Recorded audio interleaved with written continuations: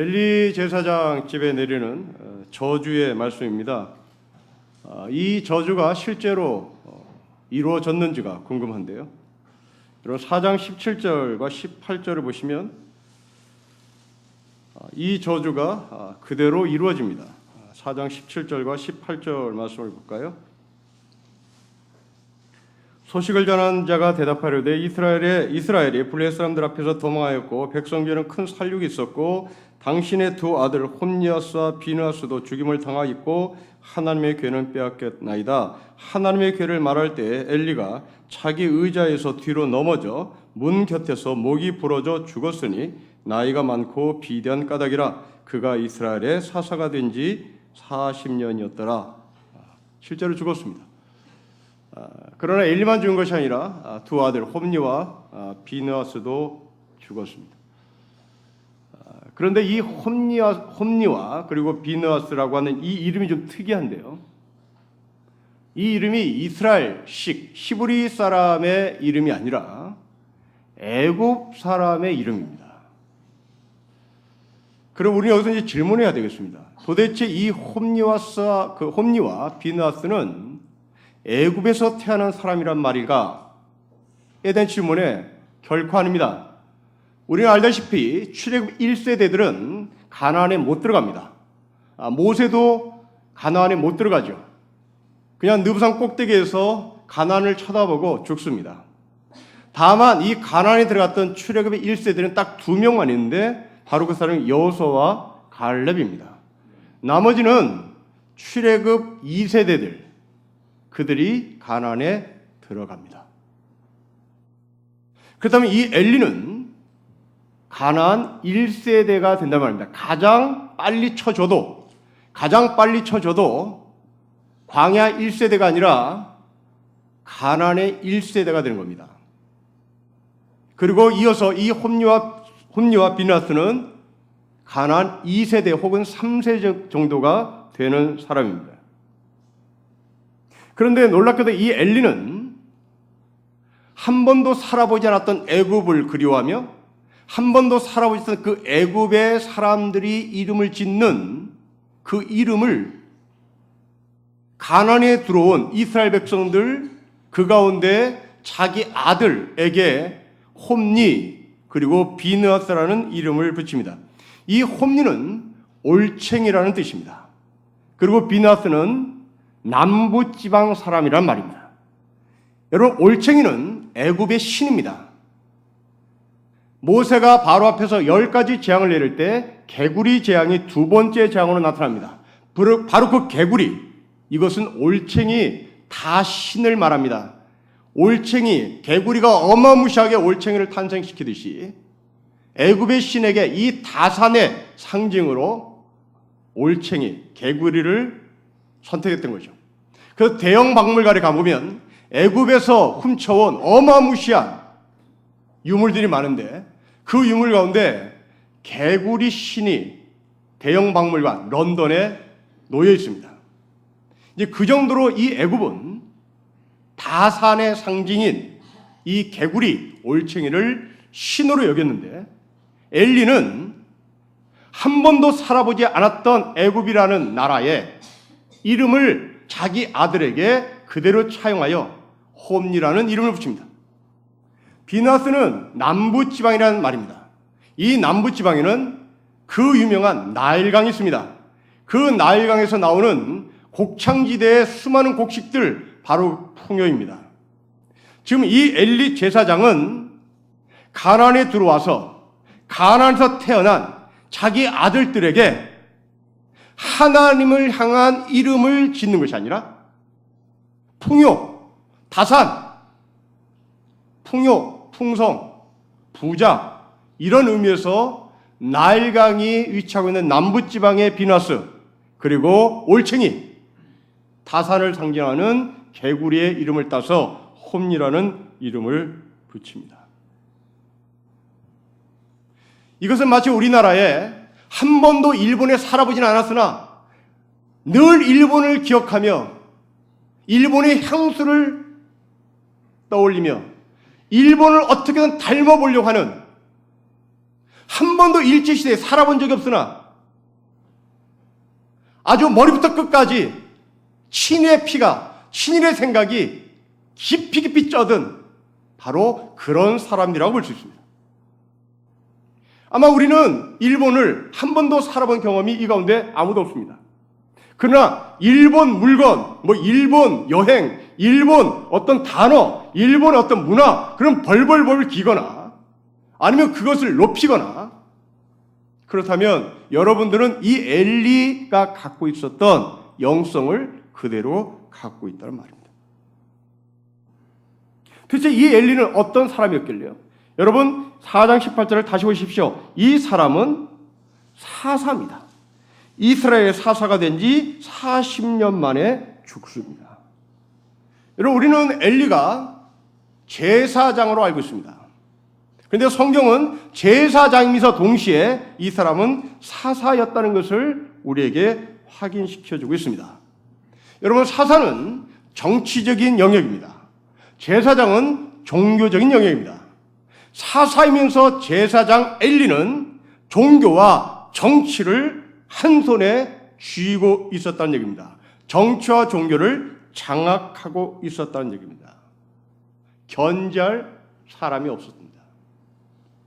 엘리가 갖고 있었던 권력, 정치 권력을 견제할 사람이 없었고 종교 권력을 견제할 사람이 없었습니다. 여러분 구약에는 양 두 개의 지도자 기둥이 있습니다. 하나는 왕이고 그리고 하나는 제사장입니다. 왕이라는 기둥이 그리고 제사장이라는 기둥이 이스라엘을 버티게 하는 힘이었습니다. 그리고 이 왕과 제사장은 항상 견제를 했습니다. 특히 이 제사장들이 왕을 견제하지 못하면, 그래서 이 제사장들이 왕들과 야합하고 뒤에서 손을 잡아버리면 제3의 그룹이 나타나서 제사장을 견제하고 동시에 왕을 견제했습니다. 그 왕과 제사장 이외에 제3의 그룹, 그 제3의 그룹이 제사장을 견제하고 왕을 견제하는데 그 사람들을 누구라고 부르냐면 예언자, 선지자, 하나님의 사람이라고 불렀습니다. 여러분 오늘 본문 27절 보십시오. 2장 27절에 하나님의 사람이 엘리에게 나타납니다. 바로 예언자입니다. 선지자입니다. 정치 영역과 종교 영역이 서로 견제하며 왕과 제사장이 견제를 해서 이스라엘을 건강한 나라로 끌고 가야 하는데 이 둘이 견제하지 못하면 제3의 세력이 나타나는데 그 제3의 세력이 예언자, 선지자였다는 말입니다. 그 선지자 예언자를 하나님의 사람이라고 표현하죠. 엘리가 살았던 시대를 반영합니다. 엘리는 사사요 동시에 제사장이었습니다. 사사요 제사장을 두 개를 다 걸머줬던 이 이스라엘의 영적인 상황은 불을 보듯 뻔했습니다. 이때 하나님은 제3의 견제 세력, 제3의 견제할 하나님의 사람, 바로 예언자, 선지자들을 준비하고 계셨습니다. 그런데 여러분 27절 말씀을 다시 보십시오. 이 선지자 이름이 누구인지를 모릅니다. 그렇다면 유명한 사람이 아니었단 말입니다. 무명한 사람이었단 말입니다. 이 무명한 사람을 통하여 하나님의 나라를 하나님은 이루어 가시고 개혁해 가시고 만들어 가십니다. 이름 없었던 선지자, 이름 모를 예언자, 별 볼 일 없었던 하나님의 사람입니다. 여러분 예수님 보십시오. 예수는 당시 무명인이었습니다. 그러나 하나님은 이 무명인 예수, 갈릴리 촌 사람, 중앙무대에 한 번도 가보지 못했던 사람, 늘 변방에서 별 볼 일 없이 살았던 그 갈릴리 출신 예수를 통하여 하나님은 세계를 움직입니다. 우리가 알다시피 예수님은 한 번도 해외여행을 해본 적이 없습니다. 예수님은 한 번도 이스라엘 나라를 벗어나본 적이 없습니다. 그렇다면 우리의 통계상 예수님은 세계관이 대단히 좁았어야 합니다. 한 번도 해외여행을 가보지 못한 예수, 한 번도 예루살렘에 가서 교육을 받아보지 못한 예수, 그냥 시골에서 몫으로 살았던 예수. 그렇다면 우리가 바라보는 예수는 세계관이 좁아야 했습니다. 그러나 예수님은 그 좁은 세계관을 벗어버리고 하늘을 보기 시작합니다. 예루살렘을 뛰어넘어 땅끝을 보기 시작합니다. 그 땅끝을 향한 하나님의 복음이 펼쳐지기를 소망합니다. 많이 배웠다고 해서 세계관이 넓어지는 것이 아니란 말입니다. 적게 배웠다고 해서 세계관이 좁다는 말이 아닙니다. 별 볼 일 없이 살아도 예수님은 갈릴리에서 땅끝을 보고 갈릴리에서 하나님의 나라를 봅니다. 그래서 그 예수님을 성경은 우리의 대제사장이시고 그리고 선지자라고 말씀을 합니다. 예루살렘 교회와 안디옥 교회를 비교해 보십시오. 예루살렘 교회는 유명한 교회입니다. 대형 교회입니다. 헌금도 무지막지하게 거둬들인 교회입니다. 그러나 하나님은 이 유명한 예루살렘 교회를 통하여 세계 선교를 시작하지 않습니다. 반면에 하나님께서는 세계 선교를 안디옥 교회를 통해서 세계 선교를 펼치십니다. 그 안디옥 교회는 별 볼 일 없었습니다. 하나님은 이렇게 유명한 교회를 통하여 세계 선교를 이루어 나가는 것이 아니라 별 볼 일 없는 안디옥 교회를 통하여 하나님의 세계를 펼쳐져 나가십니다. 바로 그 중에 이 안디옥 교회 한 리더였던 바울을 보십시오. 여러분, 바울은 예수를 만나기 전에 대단히 위대한 지식인이었습니다. 그러나 이 지식인이었던 바울은 지식을 소유하고 있었음에도 불구하고 이스라엘의 주류에 끼지를 못했던 지식인이었습니다. 변방 지식인이었습니다. 그러고 나서 바울은 예수를 만납니다. 예수를 만난 이후에 바울은 그렇다면 주류로 편입했나? 또 그렇지 않습니다. 예수를 영접한 후에는 자기가 가진 것조차도 다 털렸습니다. 그리고 다소라고 하는 도시에서 백수로 하루하루를 덧없이 지냅니다. 예수를 만나기 전에 지식인임에도 불구하고 주류에 편입하지 못했던 바울이 예수를 만나고 나서 주류에 편입하기는커녕 비주류에서도 아웃사이드였습니다. 그게 다소에서 백수로 살았던 바울입니다. 이때 바울의 선배가 바울을 찾아갑니다. 바로 그 사람이 바나바입니다. 이 바나바가 바울을 찾아가서 취직을 시켜줍니다. 바로 그 취직 교회가 안디옥 교회입니다. 백수로 살았던 무임 목사로 하루하루 덧없이 살아갔던 이 바울을 선배 바나바가 저기 안디옥에 교회 공동체가 하나 있는데 네 거기 가서 밥이나 벌어 먹어라 하고 소개를 합니다. 그래서 끌려간 곳이 안디옥 교회고 그 안디옥 교회에서 바울은 하나님의 분을 받아 이방 선교사로 파송을 받습니다. 별 볼 일 없는 안디옥 교회를 통하여 하나님은 바울을 세계 선교에 파송하는 이방인 선교사 제1호로 사용하십니다. 세계 선교의 아버지라고 하는 윌리엄 캐리를 보십시오. 그 사람은 구두 수선공이었습니다. 노동자 중에 가장 밑바닥에 있는 노동자란 말입니다. 그러나 윌리엄 캐리는 구두 수선을 하며 하늘의 소명을 받습니다. 당시 영국의 주류교회 성공회입니다. 국가교회인 이 성공에서 해보지 못한 땅끝에 대한 소망이 일개 구두 성공에게 비춰졌고, 윌리엄 캐럴은 결단하고 세계 선교에 자신의 삶을 던집니다. 오늘 우리의 시대는 암울한 시대입니다. 교회가 무너진 시대고 리더가 없는 시대여서 우리는 통탄해야 합니다. 그러나 오늘 본문을 통해서 보십시오. 리더가 없었던 엘리 제사장 시대, 그러나 그 가운데는 이름 없는 하나님의 사람, 예언자, 선지자를 하나님께서 준비시켜 놓으시고, 이 이름 없는 사람을 통하여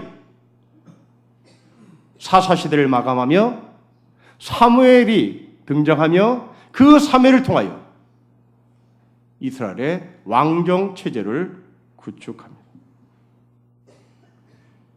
이 암울한 시대에 리더가 없다고 통타는 이 시대에 이 나라의 영적인 토양을 바꿀 수 있는 사람이 누굴까? 유명한 신학자? 유명한 목사? 아닙니다. 바로 우리처럼 이름 없이 하나님을 섬기는 바로 그 하나님의 사람들을 통하여 사사시대를 마침표 찍고 왕정 체제를 구축하시는 하나님의 계획대로 우리나라의 이 영성의 책임, 바로 그렇게 하나님께서 준비시키고 계신다는 겁니다. 자, 이 말씀을 근거로 오늘 본문의 구절을 보십시오.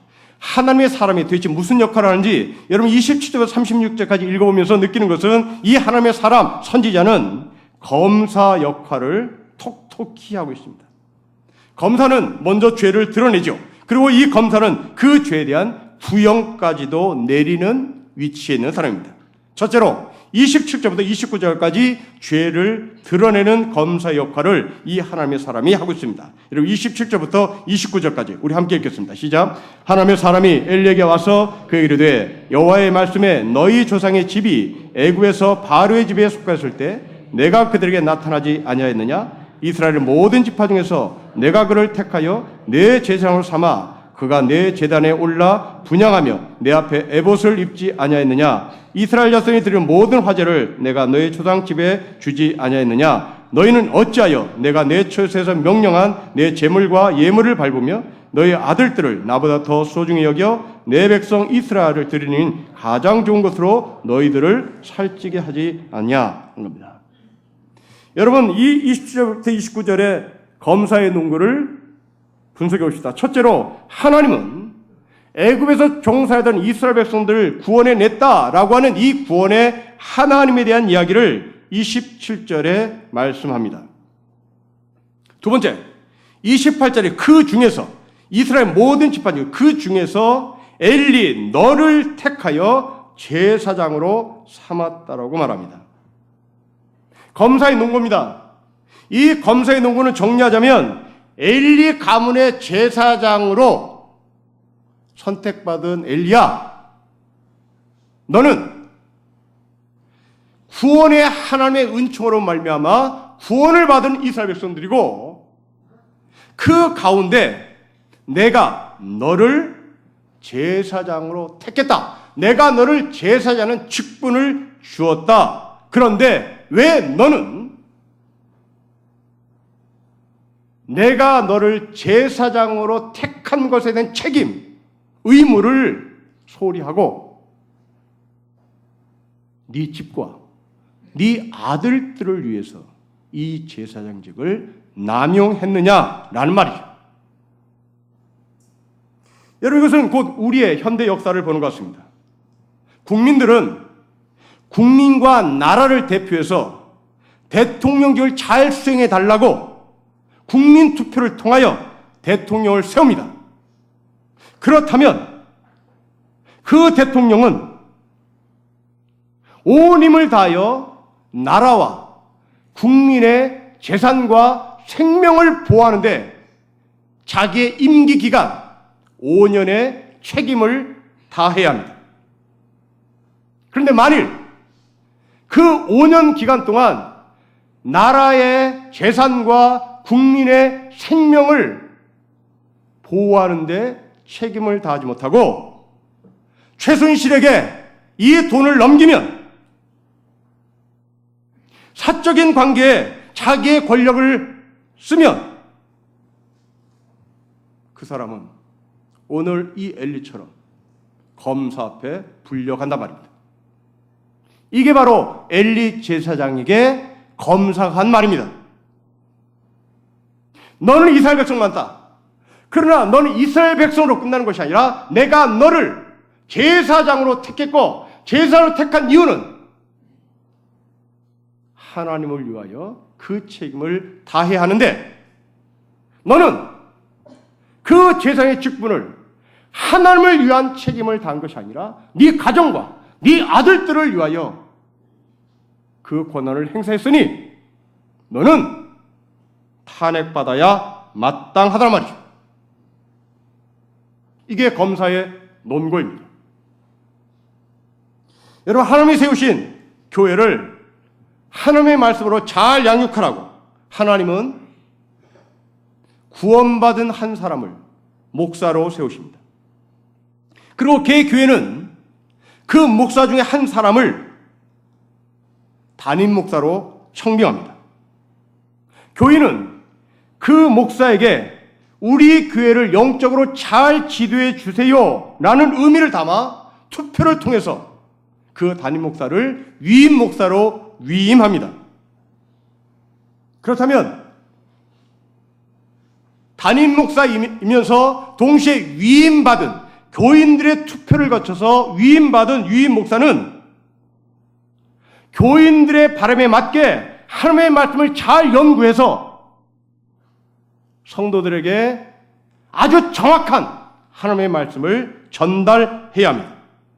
만일 그 위임받은 목사가 오늘 본문처럼 엘리처럼 교회에 손을 댄다든지 교회 돈에 손을 댄다든지 교회가 목사 자녀들을 교육시키기 위한 뒷배로 존재한다면 그 목사는 탄핵을 받아야 마땅한 말이고 그 목사는 이 강대상에서 끌어내려야 한다는 말입니다. 여러분, 항전이 선거가 끝났습니다. 항전적으로 세움받은 여러분들이 오늘 이 본문을 여러분들이 항전직 선거로 인하여 피택받은 그 모습을 그대로 올려놔 보십시오. 교인들은 여러분들에게 투표를 해서 장로로 안수집사로 권사를 세운 이유는 앞으로 장로 되시는 집사님, 권사 되시는 집사님, 안수집사 되시는 집사님, 우리 교회 내 대신 잘 지켜주세요, 이겁니다. 하나님은 장로로 구원시키지 않았습니다. 하나님은 목사로 구원시키지 않았습니다. 하나님은 하나님의 사람으로 구원시켰습니다. 그 다음에 제사장은 하나님께서 택한 겁니다. 바로 우리 교인들을 통하여 여러분들이 장로로 택함을 받았고 안수집사로 택함을 받았습니다. 그렇다면 그 바람 속에는 우리 신림교회가 건강하지 못한 교회니까 당신이 당에 들어가서 건강한 교회로 만드는데 일조를 감당해 주세요. 저 전 목사는 돈을 무지무지 밝히는 목사니까 당신이 장로가 되어서 당에 들어가서 저 목사의 모가지를 잡아 끌어 돈을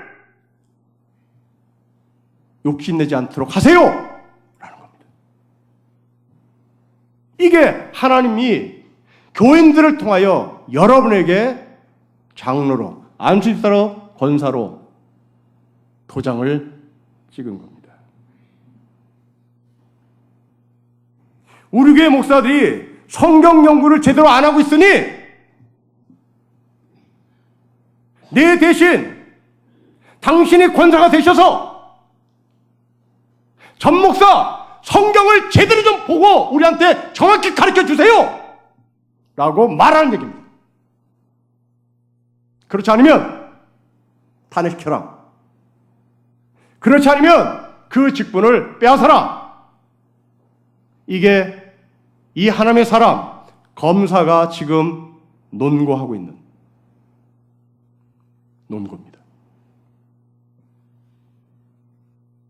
아마도 어떤 성도는 내가 직장 때문에 수요예배와 그리고 새벽교회를 참석하지 못하니 당신이 장로가 되어서 권사가 되고 안수집사가 되어서 세계 교회에서 유일하게 우리나라에만 있는 새벽 기도와 그리고 3일 예배를 끊어지지 않도록 이어지도록 해주세요. 이겁니다. 그런데 우리는 나를 도장 찍어주신 그 사람의 바람이 무엇인지도 물어본 적이 없습니다.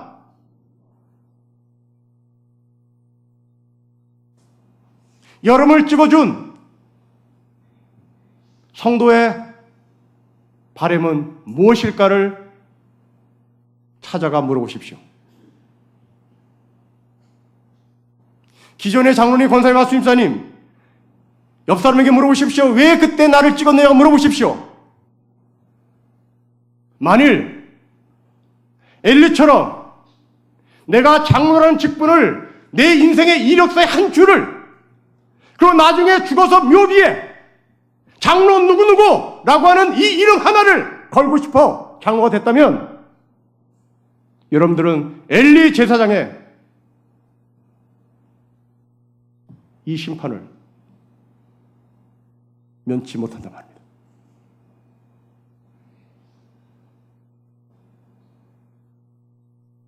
직분은 뺏깁니다. 교회법의 항존직으로 표현했을 뿐 성경은 항존직 없습니다. 성경은 뺏깁니다. 제사장직을 뺏깁니다.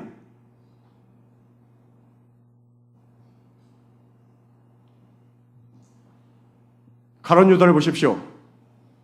가룟 유다는 제자 가룟 유다라고 말하지 않습니다. 가룟 유다를 사도 가룟 유다라고 말하지 않습니다. 가룟 유다는 뺏겼습니다. 다 뺏겼습니다. 제자도 뺏기고 사도도 뺏겼습니다. 목사 여러분, 장로 여러분, 나중에 죽어서 묘비에 장로라고 권사라고 이름 붙일 수 있는 책임을 다했는지 묻고 하나님이 그 직을 빼앗아 갈 수도 있었다는 사실을 꼭 기억하십시오.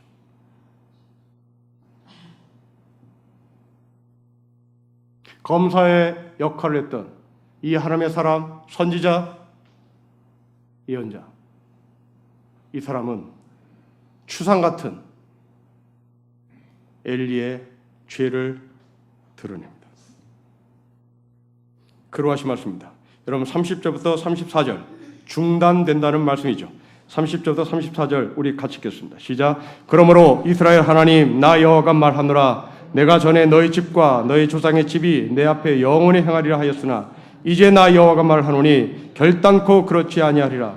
나를 존중히 여기는 자를 내가 존중히 여기고 나를 멸시하는 자를 내가 경멸하리라. 보라 내가 너희 팔과 너희 조상의 집 팔을 끊어 너희 집에 노인이 하나도 없게 하는 날이 이를지라. 이스라엘에게 모든 복을 내리는 중에 너는 내 저수의 환난을 볼 것이요 내 집에 영원토록 노인이 없을 것이며 내 제단에서 내가 끊어버리지 아니할 내 사람이 너의 눈을 세잔하게 하고 너의 마음을 슬프게 할 것이요 너의 집에서 출산되는 모든 자가 젊어서 죽으리라. 너의 두 아들 홈니와 비나스가 한날에 죽으리니 그 둘이 당할 그 일이 너에게 표징이 되리라. 끊어버리겠다. 중단하겠다. 여러분 이 제사장이 가졌던 특권이 뭔지를 28절로 올라가 보십시오. 28절에 이 제사장이 갖는 특권은 세 가지입니다. 첫째로 분향을 하는 특권입니다. 두 번째로 하나님 앞에서 에봇을 입습니다. 세 번째로 모든 화제를 제사장이 자기 집으로 가져갑니다. 이것을 다 빼앗을 것이라고 말씀합니다.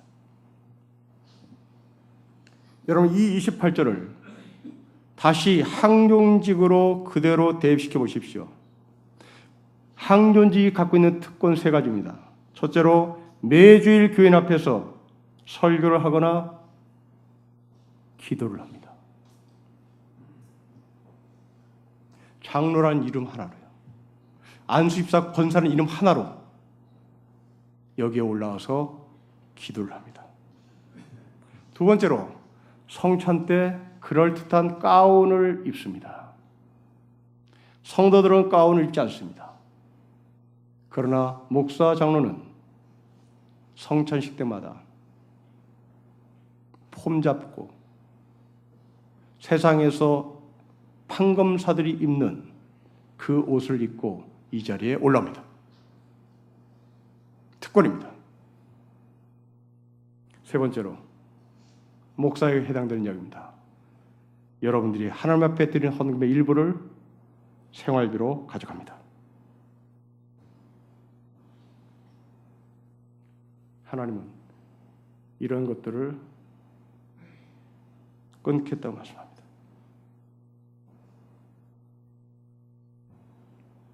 거듭 말씀드렸다시피 가룟 유다 이름 하나만 남아 있습니다. 그 앞에 제자 없습니다. 그 앞에 사도 없습니다. 마치 이런 것입니다.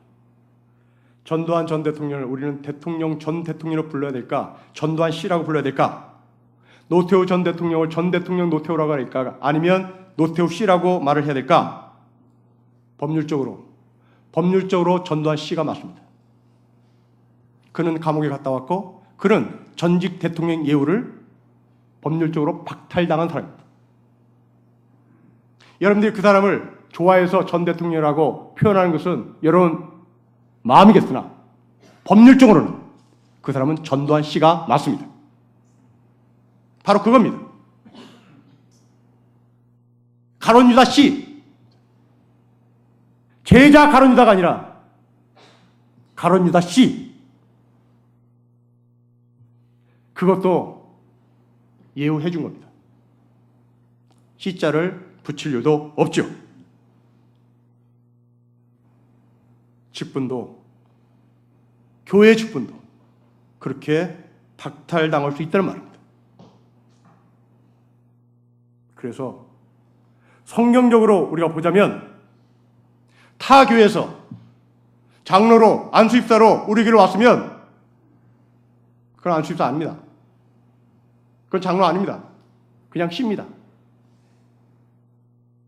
그리고 2년 3년 후에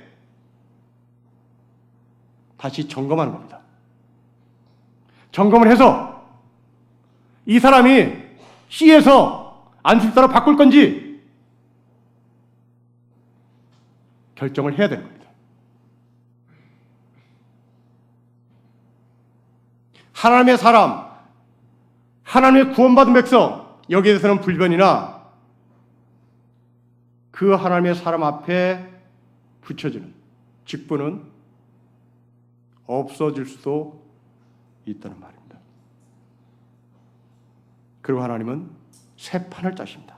여러분 35절, 36절 같이 읽겠습니다. 시작. 내가 나를 위하여 충실한 제사장을 일으키리니 그 사람은 내 마음 내 뜻대로 행할 것이라. 내가 그를 위하여 견고한 집을 세우리니 그가 나의 기름 부음을 받은 자 앞에서 연고히 행하리라. 그리고 너희 집에 남은 사람이 각기 와서 은 한 조각과 떡 한 덩이를 위하여 그에게 엎드려 이르되 청하노니 내게 제사장의 직분 하나를 맡겨 내게 떡 조각을 먹게 하소서 하리다 하셨나이다. 하나님은 엘리 제사장의 그 직을 없앴지만 제사장의 직분은 없애지 않았습니다. 다만 그 자리에 새로운 사람을 세우겠다는 얘기입니다. 엘리와 그 아들들이 자기와 자기의 집안을 위하여 제사장직을 수행했다면 이제부터 세워지는 제사장은 하나님을 위하여 제사장 직분을 감당할 것이란 말입니다. 과거의 제사장은 죽고 새로운 제사장이 등장합니다. 사도 바울은 이것을 가리켜 날마다 내가 십자가에 죽는다라고 고백하는 겁니다. 날마다 나는 내 안에 엘리 제사장과 같은 영성, 홈리와 비누아스와 같은 제사장 영성을 날마다 십자가에 못 박아 죽고 나는 주 안에서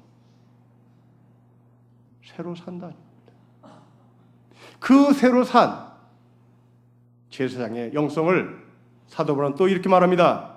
너의 몸을 하나님이 기뻐하시는 거룩한 산제사로 드리십시오. 이것이 영적인 예배입니다. 바로 영적인 예배는 자기 몸을 산제물로 올리는 겁니다. 자기 몸을 산제물로 올린 영적 제사장의 제1호, 바로 그분은 십자가에 죽으신 바로 그 예수님이십니다. 여러분, 영적인 예배라는 것은 우리의 몸을 거룩한 산제물로 드리는 것입니다. 내 마음을 하나님께 드리거나 내 정성을 하나님께 드리는 것이 아니라 내 몸을 드리는 것이 영적인 예배입니다. 바로 여러분들이 지금 드리는 이 예배가 영적인 예배란 말입니다. 만일 우리가 이 자리에 참석하지 아니하고 TV 보면서 나는 내 마음이 하늘나라에 가 있어, 나는 내 마음이 하나님 앞에 가 있어, 그렇다면 여러분들은 이 자리에 와 있을 이유가 없습니다. 여러분들이 그 TV 앞에서 과감하게 박차고 나온 이유는 우리를 하나님 앞에 내 몸을 제사를 드리고 싶어, 그것이 영적 제사라고 예배라고 말씀하시기에 우리는 그 말씀을 실천하기 위하여 이 자리에 온 것입니다. 그렇다면 그 영적 예배 속에는 무엇이 포함될까라는 것이 중요합니다.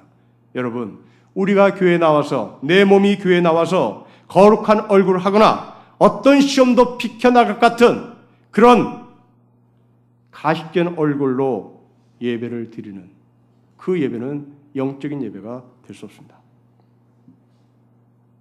교회에 나와서 드리는 영적 예배란 마음속 깊은 곳에서 피눈물이 흘러내리고 그 피눈물이 흘러내리고 있는 나를 옆에 있는 집사님이 볼까봐, 옆에 있는 집사님이 그 피눈물 흘리는 나의 속을 알아볼까봐 전전긍긍하면서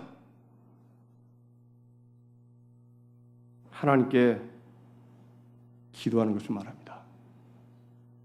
하나님, 나를 불쌍히 여겨주세요. 모든 실패와 모든 추악함에도 불구하고 내가 돌아올 수 있는 곳은 하나님 아버지 품밖에 없잖아요.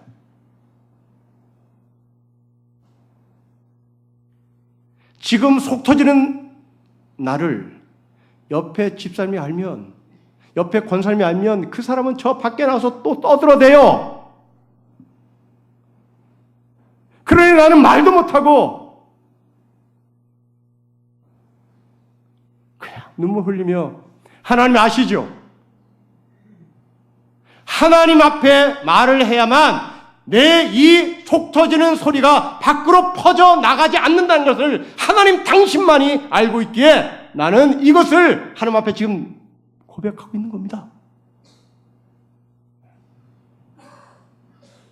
어떤 권사에게 자기의 속사정을 얘기했더니, 아니 말하고 싶지 않았는데 한번 말해봐, 기도해 줄게, 무슨 일 있어? 그래서 턱 놓고 믿고 맡기고 말을 해버렸더니 그 다음날 교인들이 쫙 퍼져서 나는 이제 교회 안에서 믿을 사람은 아무도 없다는 것을 알았어요. 그리고 그 전전긍긍한 아픈 마음을 들고 하나님 앞에 나와 기도하는 것이 바로 영적 예배란 말입니다. 하지만 이 세대는 그런 영적 예배보다 자기의 뱃살을 더 키우는데, 여러분 4장 18절 말씀을 다시 보십시오. 4장 18절에 엘리가 이렇게 죽었습니다. 목이 부러져 죽고 나이가 많고 비대한 까닭이라. 얼마나 헤쳐먹었으면, 얼마나 처먹었으면 배에 기름기가 껴서 일어나지 못하고 죽었을까? 그러면 나는 제사장이요, 나는 영적인 리더요, 폼을 잡는 바로 그 폼은 에봇을 입고 폼을 잡는 가짜 제사장의 현실을 그대로 보여주는 것입니다.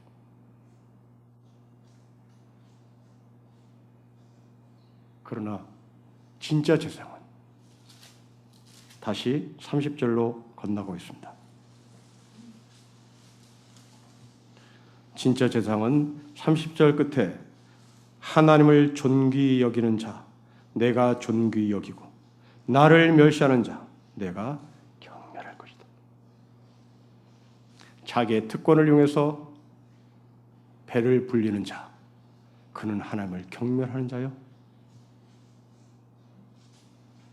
하나님을 존중히 여기는 참된 지도자, 이들을 통하여 하나님은 새 판을 짜시겠다고 말씀을 합니다. 여러분 모두는 다 여러분 이름 앞에 목사요, 장로요, 권사요, 집사라는 칭호가 붙어 있습니다. 결단하십시오. 계속 가져가시든지 반납하시든지. 이것은 자유민주주의 국가에서 제가 강요할 사항은 못 되는 것 같습니다.